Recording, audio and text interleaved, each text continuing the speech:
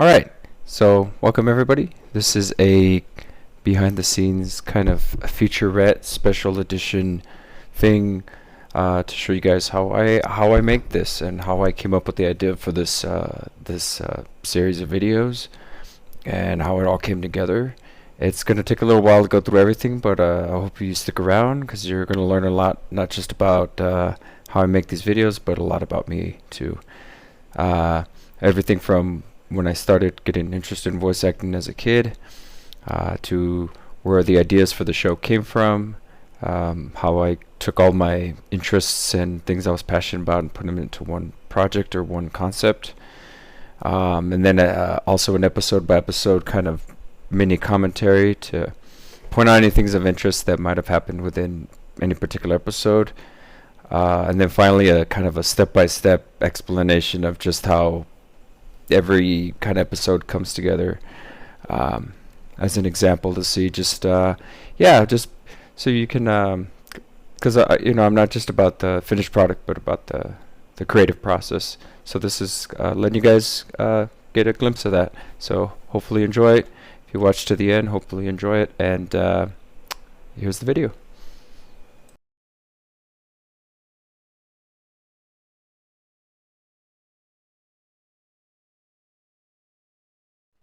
I think some people were born to make others laugh. I think I'm one of those people. I mean, look at this. From when I was a baby. Hilarious. I mean, look at this kid.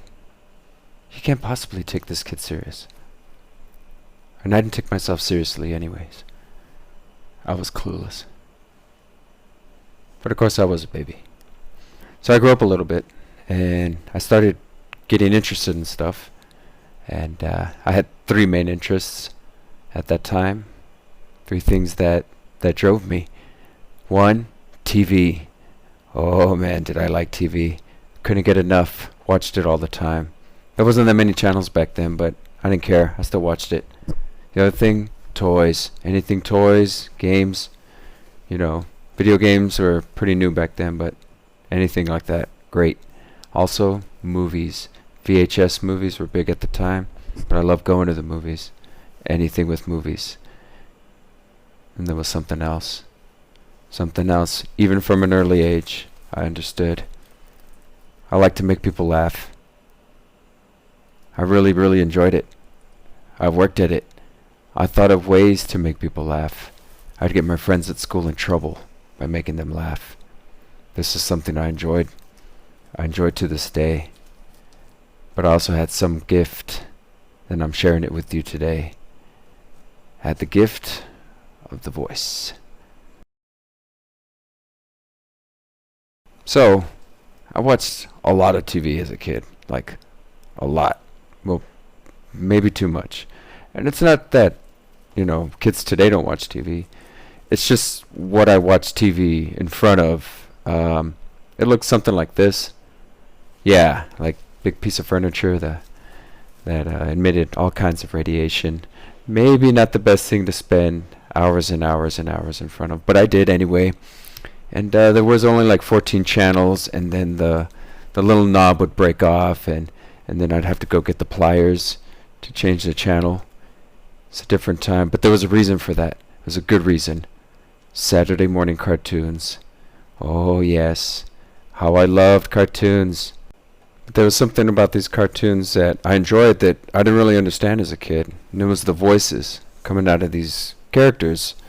And I would imitate them, even when I was real young. Not really understanding what I was doing. That would change. So the OG Mac Daddy old school voice actor for me is always Mel Blanc. I remember when I was a kid I saw a special about him and how he not only created but did all the voices for the Looney Tunes when it first came out, which just blew my mind because I swore each character was a different person. They were so different. So knowing one guy did so many different voices is really what inspired me to learn to do so many. So Mel, of course, was best known for Bugs Bunny. Oh, hi, DM. What's up, Doc? Sylvester Cat. Oh, Fuffer and the Fucker Dash. And Speedy Gonzales. Ándale, ándale, arriba, arriba, ándale, epa. Love that show. They were great. There was Disney stuff, which I saw. Wasn't as big a fan, honestly, and still I'm not of a lot of stuff Disney does. I don't get it. But I appreciate it, and it definitely did influence me considerably as a young kid. And I even did one of the episodes, obviously, with Mickey Mouse. Mickey Mouse. Another huge thing that influenced me was movies. I'd have stacks of movies, VHS movies, copies of movies on tape.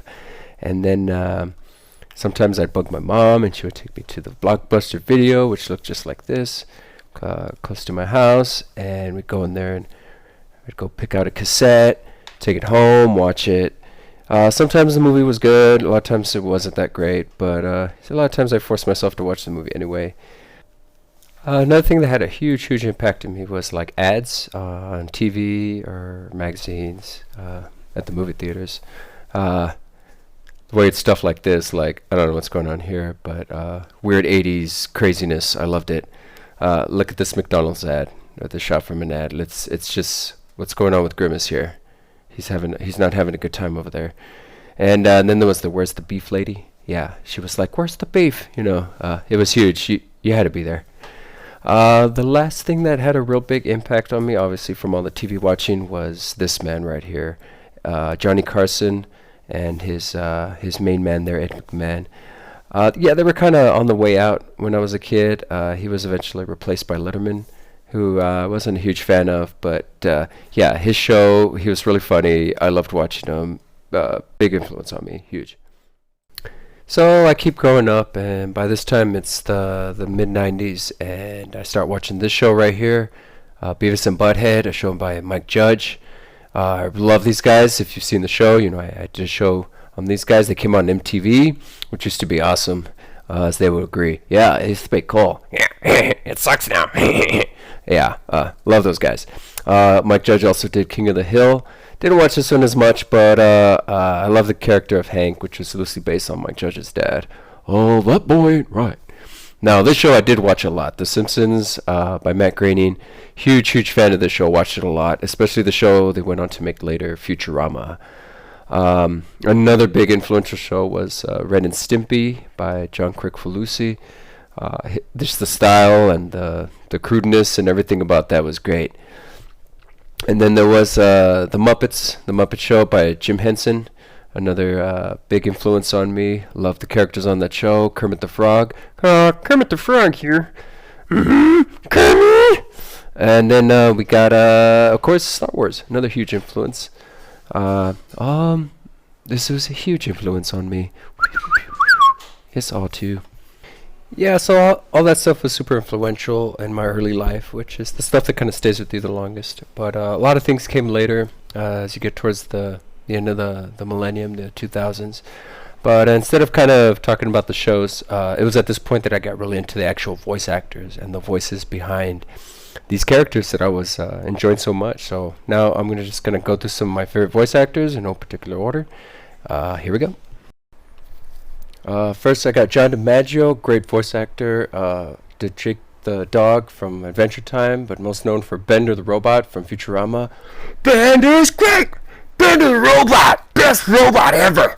And then Marcus Phoenix. Marcus Phoenix from Gears of War. Nice. Love this guy. Next here is Tom Kinney. Great voice actor and comedian. Most known for SpongeBob. SpongeBob! He also did a lot of roles on Mr. Show with Bob Odenkirk and David Cross. Skit show from the 90s on HBO. Huge influence on me. Then I got David Herman. Very versatile, very amazing voice actor. Does a lot of voices of Futurama, like Scruffy, the janitor. He also does Roberto, the psychopathic robot. Stay happy. Yeah. Yeah, he was also in Office Space and totally excellent in that movie. Love David Herman. Definitely can't talk voice actors without bringing up Maurice LaMarche. He's been around ages, been done so much stuff, too much to list. Very well known for Brain from Animaniacs. What we do today, Brain? Take over the world.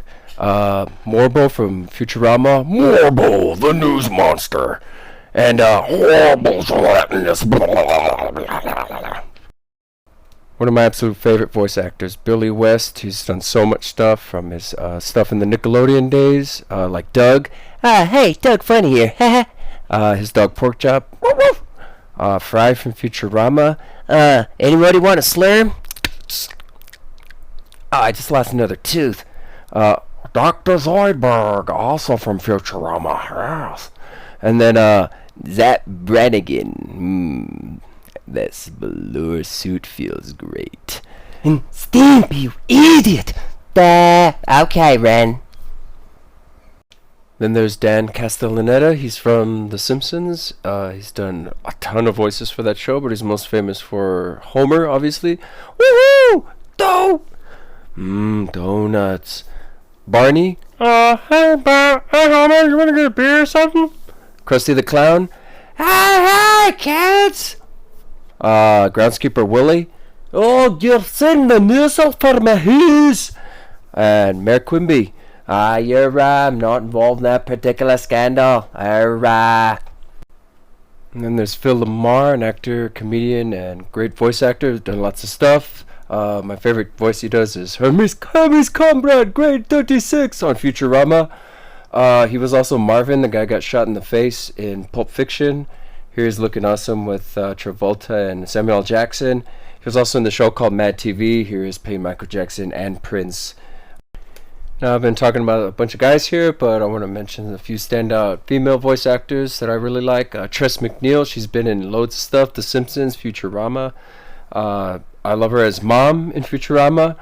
She's great, and she's done lots and lots of stuff. She was Babs and Dot in Animaniacs. Great voice actress. There's also Kath Soucie, who did, I guess, most known for Phil and Lil on Rugrats. But as you can see, she's done so many characters. A lot of those little kid characters. Some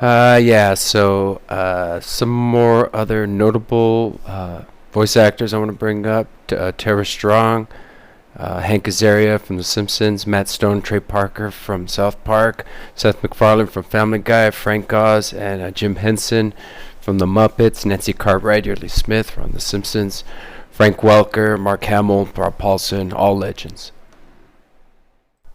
So I'm going to tell a quick story about the show and how it all came together and where there's just, I guess, the idea for all this stuff originated. So I guess it all started way when I was still a young tyke, maybe about 7 years old. And I started recording stuff on my sister's boombox. I had a pile of tapes lying around.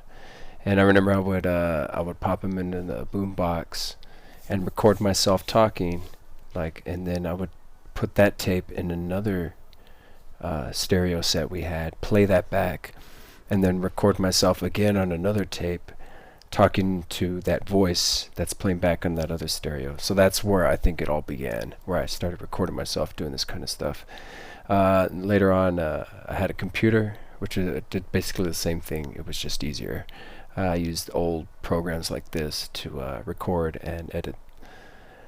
A little more time passes and smartphones come around, and it's got voice recorder, so I start using that. And I remember I did this kind of skit where I did all the voices of Death Clock from the show Metalocalypse, and that was cool. And but I remember I lost that recording and was bummed out. A little more time passes. I start working this job where I drive home real late at night. I remember I'm driving home and I pretend I'm talking to Gollum and I'm interviewing him. And really that's where the whole idea of the show was born. Recorded some more episodes, like Beavis and Butthead and some Death Clock stuff, but then one day I thought I had backed up all those files and I accidentally deleted them. yeah, I was really bummed out about that, and that stuff was just gone. It was like 6 or 7 episodes, so the idea for the show just kept haunting me, you know. But it was all born with Gollum. It was all because of that one first night. A little more time passes, but I'm still very much haunted by the idea of the show. I had done like 6 episodes, and before I'd accidentally deleted them, and I felt really bad about that. And I thought, well, if I revisit it, but actually think about it ahead of time, and not just make it up. It is made up. It's ad-libbed completely. There's no script. Everything's just kind of made up as I go, obviously. But I think that's what gives it its charm and appeal.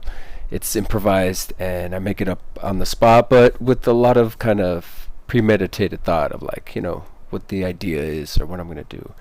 But the kind of jokes and the little details that just kind of comes in the moment, and those are the parts actually that I enjoy the most.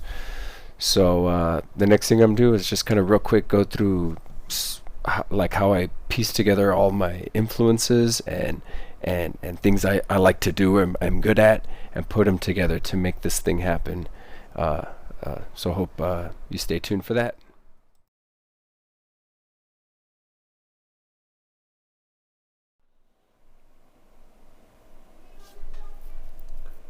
So the first and most obvious skill involved with doing this is voice acting, which I've been doing since I was a kid, but only haven't been understanding what I'm doing like for maybe since I want to say like in high school. That I really understand what like get really into voice acting and voice actors, and it's just something I've been interested in. I make voices all the time. It's just the idea of taking something like my voice, which is pretty boring and plain, and start to change it and assume a different voice, which makes you take on a different character. And when you speak that way, you almost can't help but kind of think like that. And no, it's pretty cool to just be able to change your voice depending on what the situation is. Yeah, I think it's really fun, so I'm doing it all the time, anytime I can. Yeah. That's just the voice, though. The other side is characters. So when you mix characters into the situation, well, it's not just doing a voice, but it's doing a voice as a character. So take this frog here, and yeah, so I'm a frog. A frog would just make a voice, right? Like this. But he's also a little timid and scared, so this frog, he stutters a little, but if this frog is a little more certain of himself, he would have this tone, So it's playing with characters. It's not just voices. So hence that's the acting part, voice acting. So that's that. The next thing involved with this would probably be drawing, which I've been doing for a long time, since I was a kid too, with, same thing with the voices. But I actually went to school for drawing. Got my bachelor's in fine arts way back in 2005. So it's something I kind of took to, I guess, the next level. So hopefully all that stuff's applicable in what I'm doing here. But yeah, like I try to use actual drawings for the videos, even though they're not videos. For the thumbnails, they're actual drawings and not like filters or anything of a drawing. So and then I put them in a graphics editing program, and then change them. Like here, Beavis was too small, so I put him in a program here, and he is big enough. But they're actually drawn. They're actual drawings. They're not. It's not like a filter or something. So it's not a huge part, but it's a major component. The next thing would be computer graphics, which kind of goes hand in hand with the drawing part. That started again when I was real young, probably when I first got a computer, and it looked something like this, old paintbrush program on Windows, and I used to make little goofy drawings with that. Improved a little bit, but it was essentially the same thing. And later on, there was stuff like Photoshop, and it just got more complicated over time. So what I use for this show is this program called Ibis Paint, which is a free program I got because it's free.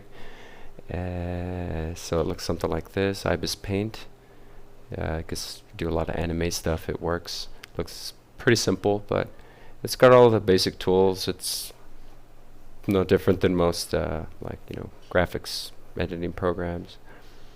And so I take my drawing here, my scary drawing of Gollum, and then I take a photo of it and put it into the program, and I put like little weird effects on it and filters, and then I put text, make my thumbnails for the show. Same thing with the guys from Metalocalypse. Here they are in the program. Yeah, so I mean it's pretty basic. Once you learn how to use one of these, it works, and those skills are transferable. Yeah, so it works.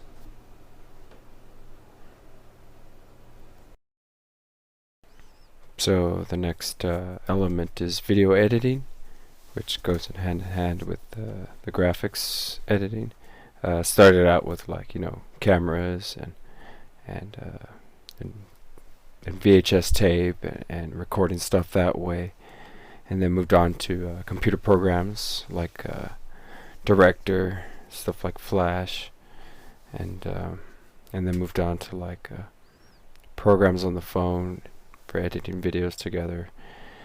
And the one I use for this is called Power Director. Again, it's a free program, and looks something like this.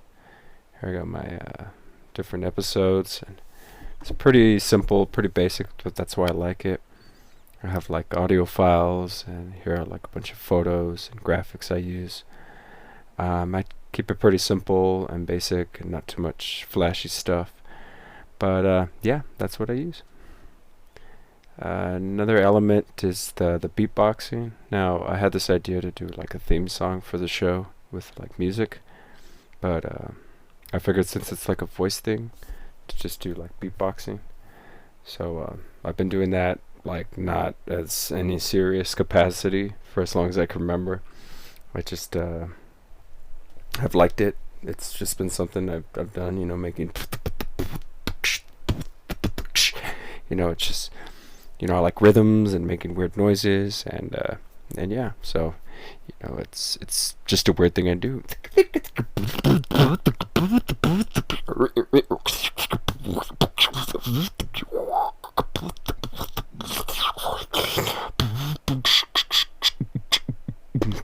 Yeah.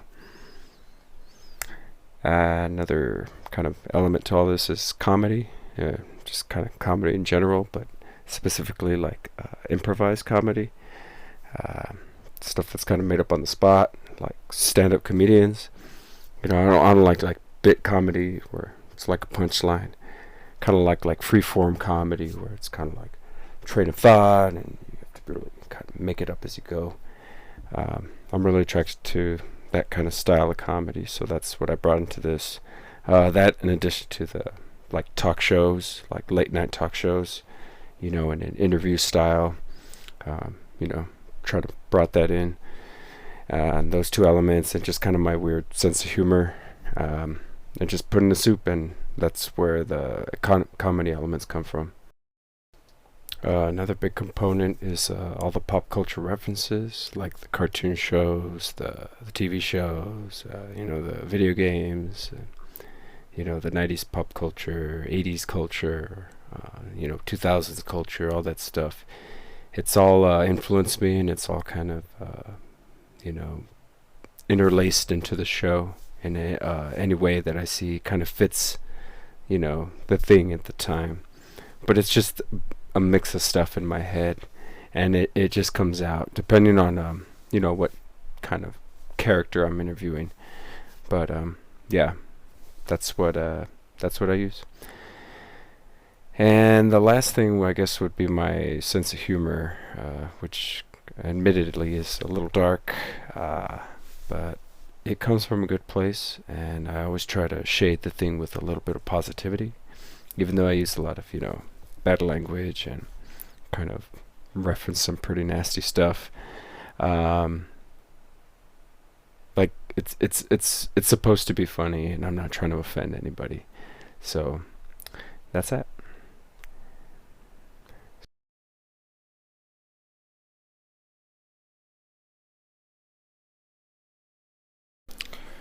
Okay, now I'm going to do a real quick episode by episode mini commentary, just little tidbits about the episodes. First episode was Gollum. It was me trying to recreate the very first episode I did that got deleted, voiced by the great Andy Serkis.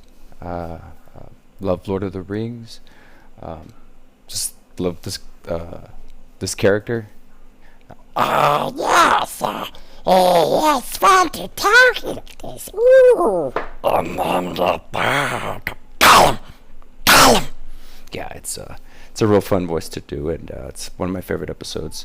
Not much more else to say. Cussed a lot in that episode. Try to tone that back, especially as me as the host. Next is episode 2, which was no guest. This one's kind of weird. It was born out of a kind of a false start. I did an episode where I was supposed to interview Nathan Explosion, and I messed up.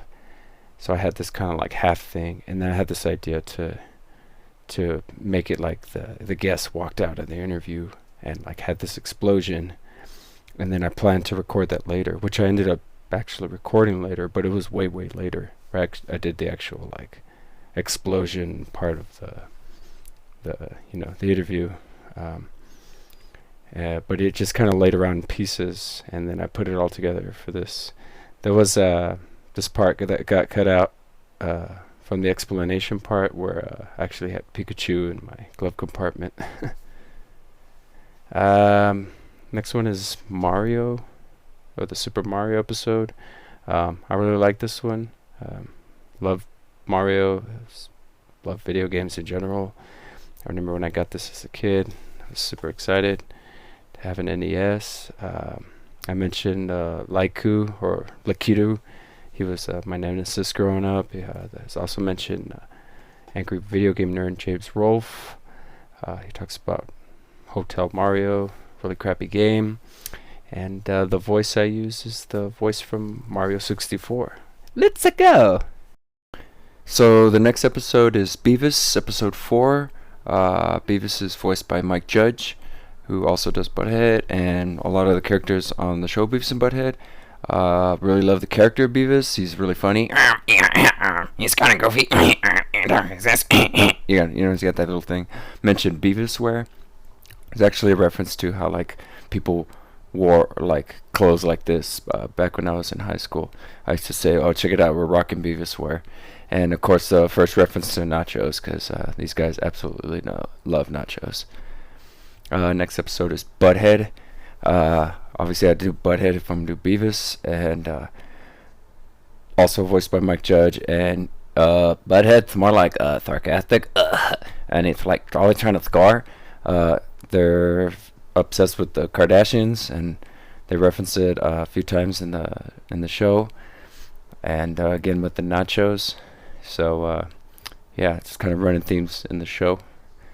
And then Beavis and Butthead, which is just the first 2 previous episodes was the reason to do this.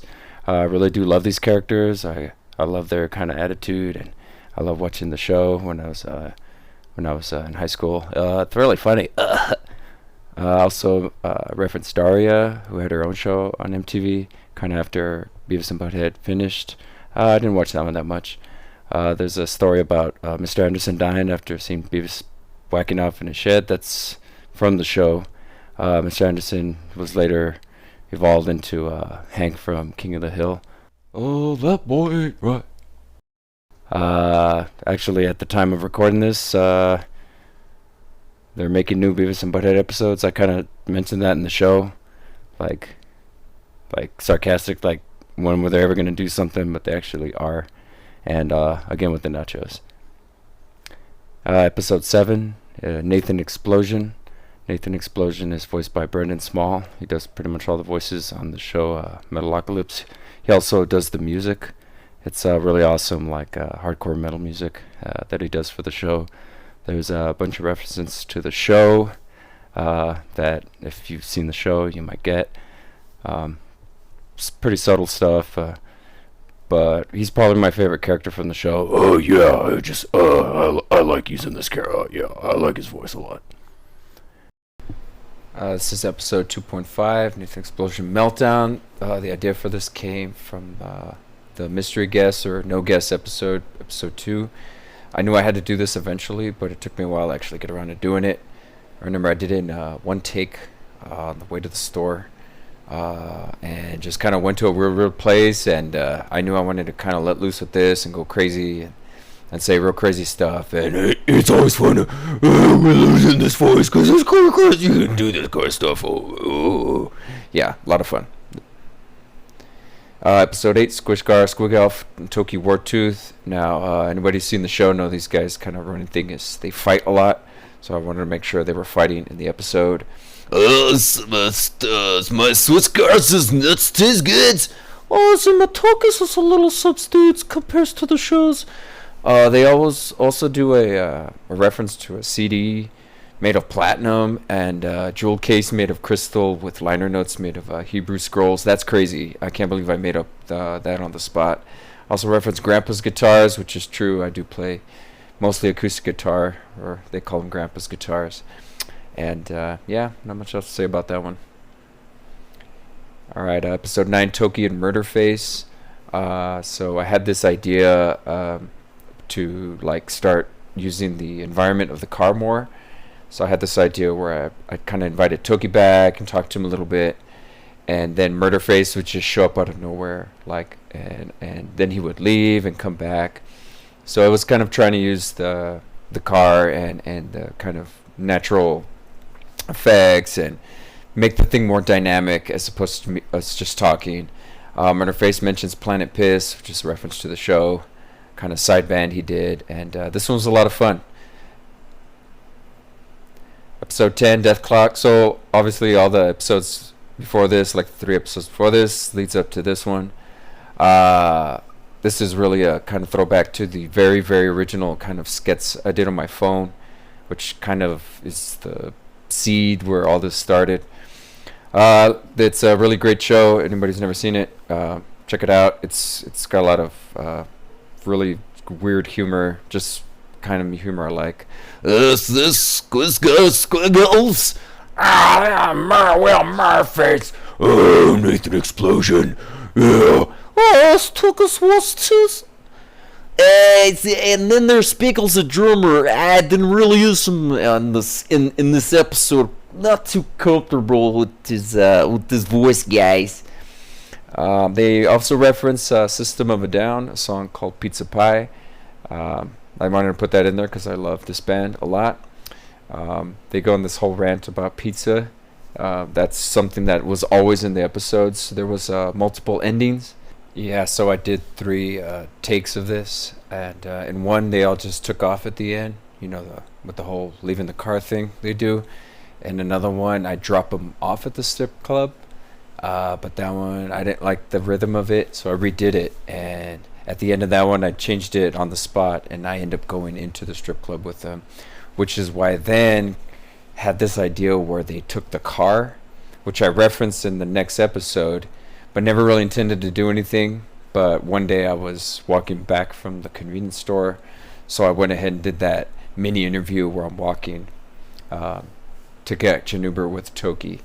So yeah, it was just kind of and then the whole coming in and out of the car thing, which I kind of started doing with these Death Clock episodes, got very confusing after a while. It's difficult enough to do these voices, but then to remember who's in the car at any given time, especially when they're leaving and coming back, was a real challenge, and it's why there ended up being 3 versions, because I think on a couple of them I messed up who was in the car and said someone's name wrong or something.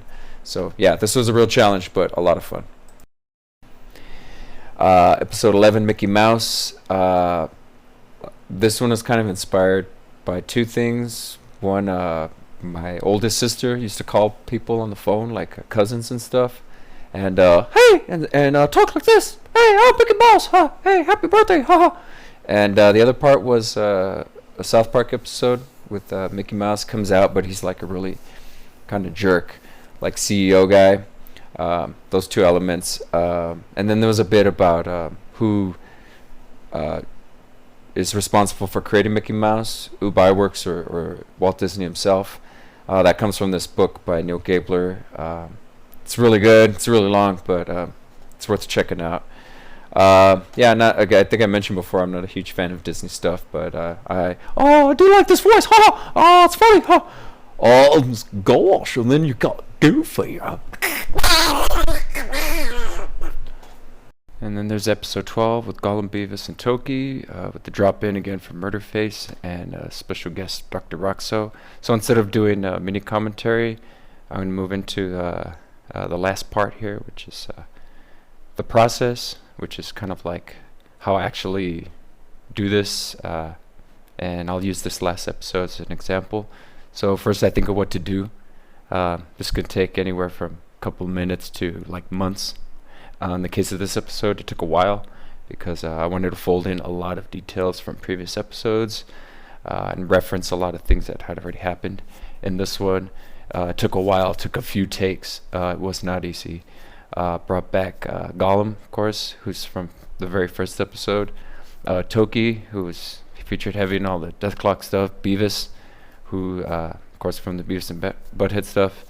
And then Murderface and Dr. Roxo again. Then I practiced the voices. This, depending on how comfortable I am with the voice, just can take a while or just be really quick. Gollum, sounds like I'm coughing up something like a hairball. Here I like close up my throat and talk like this. Whoa! Oh, so was Toki's, so I just couldn't do this thing, so it's cause Toki's talks like this. It's cool, so. And then you got Dr. Rox of the Rock and Roll Clan. I fucking hate this guy. He's so disgusting. Yeah. So I practice voices, practice going back and forth to between the voices and my voice. And then I record the episode in one take, which means there's no edits within the episode, because it's usually done in my car, so I can't be editing, or else you'll hear the differences in the ambient sound. I do it usually on my phone, like an audio recorder. Usually gets 2 or 3 takes to get it. In the case of this episode, the last episode, I did about 6 takes. Only 2 were good. Then I review and re-record when necessary. Again, with this one, I had to re-record it quite a few times, so the one you hear is not very good, and I'd say the one I did right before it was a little better, but I messed up something really bad right at the end, and it was unusable. It has to be done in one take. It's kind of the condition I set for myself with the thing. So once it's recorded, I transfer the audio to the laptop, which is where pretty much everything else happens. I use Google Drive, and so I can access that from the laptop. Sometimes I have to use an audio converter for the files. And then I make the drawings and the graphics for the video. There's not a lot going on, like in terms of video, but I make the thumbnails from scratch and do the drawings. In the case of this, I have to go like online and create like kind of like a sketch, because there's a lot of characters, and so I used Ibis Paint and brought in all these images and edited them. So get in here and then chop out all the information I don't need. You can see here I gotta go in there and cut out all that background. And I like this pose because I want him to be kind of like with his arm around Beavis. And then I go and give my image of Beavis, bring him in, scale him up, try to get him to the right proportion and size. Again, take away all that excess information, scale down Toki a little bit. Then the same thing with Gollum, bring him in, flip him around here, take out again the excess information, the background, and position him. And again, make little changes here. Again, same thing with Dr. Roxo and Murderface. I cut the image in half, put Dr. Roxo right in the middle, Murderface over here, created like a dark background. And yeah, so this was like my my sketch, like mock-up I made so I could do my drawing. And here's an actual video of me working on it. So you can see what I do is I bring the image up on the old laptop here, and then I'll just look at it, do my best to draw it. Now this works for me because like I could have composited it from the separate kind of images without making a mock-up like this, but with so many characters and they're all kind of different, I had to kind of like create this temporary version. And yeah, so here's the finished drawing. Took about I don't know, 2 or 3 hours. And then I take the drawing and then I process it again in that Nibus paint. Pull it up, take a photo of it, and then I start processing it. Usually I just kind of run a few filters, remove some of the color, and then I start smudging around the background. You can see I just kind of push it around and then add in the text, and took out Dr. Roxo there, put Murderface back in, and then I got my thumbnail for the show. So next step is I added all the elements in the video program. In this case, Power Director, the free program I'm using. I create a new project, and then I have my different like images and elements here. So I start dropping them in. I just drop in the audio files. I drop in like text, and in this one, the guest editor was Toki, so that's why there's like special effects in this episode, whereas there's not really any of that going on in the other ones. I just tried to do something special because it was the season finale. So next I review and polish the video. That just means I re-watch it over and over and over, move the elements around until like the images or whatever things sync up correctly, and you know, everything just kind of lines up. It's gonna take a while. Sometimes it goes quick, sometimes it's really difficult. And then after that's done, I publish the video and upload it to YouTube. By publishing it, I mean it actually like render the video down from a collection of stuff to its own video, and that can take a while depending on the length of the video. And then go to YouTube and then upload it, which can also take a while. Put all the descriptions and the information, and then it's a completed YouTube video, and like 4 people watch it, and then I'm happy. So this last bit, I just want to talk a bit about the kind of future plans for the channel. So season 1 is done. More or less happy with the way it came out. I'd say in terms of critiquing it, some of the voices weren't that strong. Some of the episodes went way too long, and I just kind of rambled on too much. And then like it was a little repetitive in terms of the characters involved. It seemed like, because the way I structured it, like it was the same people over and over. So in the future, my goal is to have a lot more different characters. As you can see from watching the video, I can do a lot more characters than I did in this first run of the show. So a lot more different characters with much shorter episodes, maybe like 6 to 10-minute run times. So a lot more compact, with a lot more variety in terms of the different characters. Little sneak peek, some ideas I got is Yoda. Much forces. Love Yoda. The Muppets, like Kermit the Frog here. The guys from South Park. Shut up, that ass. God, you guys up. Shut up, Kenny. A lot of ideas. So stay tuned. Season 2 is going to be a lot of fun. You want to check me out on Instagram? That's where I have all like my visual art and a link to my other YouTube page, which is more kind of music oriented. And then if you want to contact any questions about me or the show, there's the email for the channel. Any questions, concerns, comment. I never say subscribe or like or anything, but I'll say it now. Like, subscribe to the video.